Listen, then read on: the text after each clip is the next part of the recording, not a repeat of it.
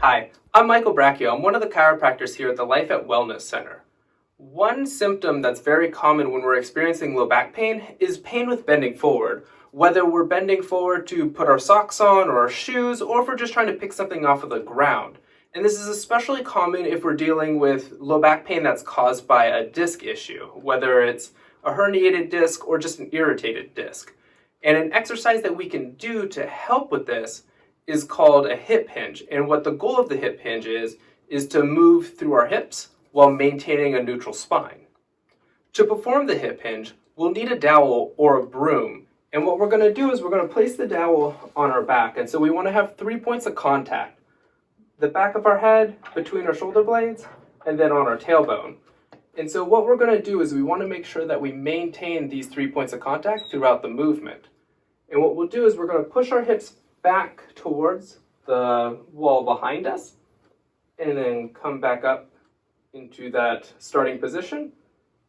And so we'll bend our knees just a little bit, but the area that's moving the most should be the hips.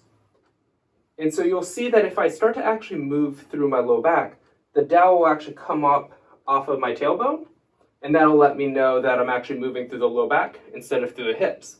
Similarly, if I end up moving through my mid-back, as I do that motion, my head will come off of the dowel, and that'll again let me know that I'm not moving through the hips.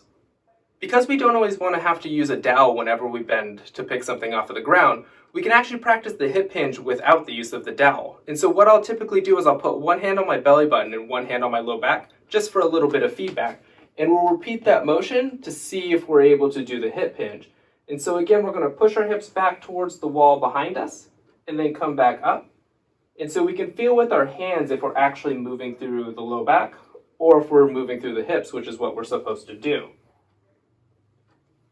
If we feel confident that we're able to do it with just the hands as feedback, we can actually take our hands off of our low back and then practice that movement again to make sure that we're able to do the hip hinge without any feedback.